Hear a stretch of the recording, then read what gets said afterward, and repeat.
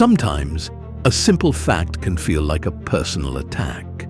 The body tenses, the mind resists, not because we're weak, but because the brain senses danger, not from violence, but from a new idea. This isn't stubbornness. It's not stupidity. It's biology.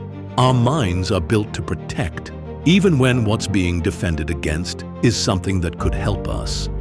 Let me show you how.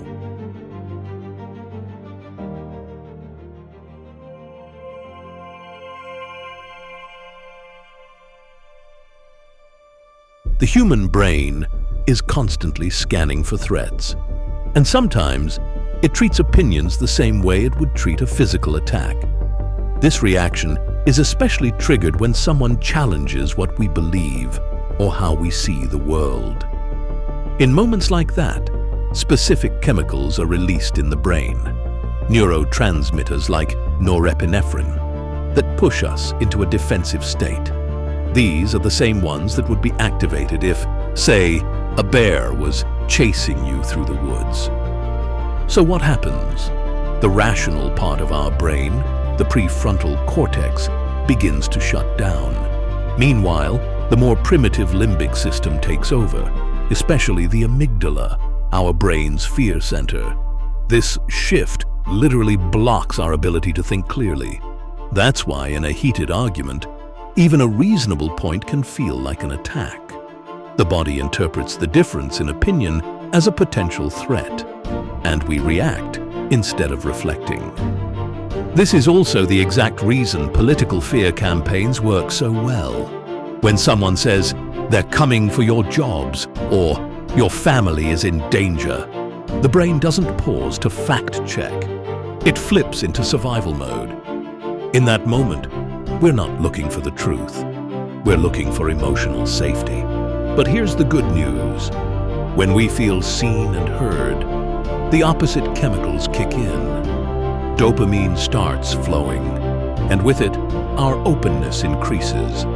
We feel more empowered, our self-esteem rises, and our brain becomes willing to listen and learn again. This is why things like active listening, empathy, and even just being appreciated in a conversation can have such a huge impact. They're not just nice, they're biologically powerful. Take the placebo effect, for example. If you believe a sugar pill will help you, your brain actually changes your body chemistry in response. That's not imagination. That's real. Our beliefs literally influence our biology.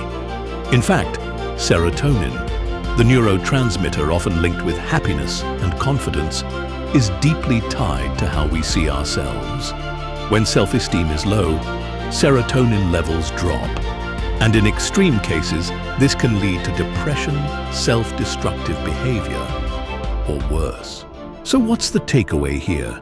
Every time we interact with someone, whether online or in real life, we're influencing their brain chemistry. The way we speak to each other, especially during conflict, matters more than we think. It's not just about winning an argument or proving a point. It's about understanding that the truth doesn't land if the brain feels under attack. But if we can recognize this pattern, first in ourselves, then in others, we start to gain control. We become less reactive, more reflective, more resilient, and most importantly, more connected. So the next time someone shuts down in a conversation, ask yourself, is their brain in defense mode? And how can I help them feel safe enough to open up again? Because real change doesn't happen through pressure. It happens through presence. If you found this valuable, consider sharing it. And remember, awareness is the first step to freedom.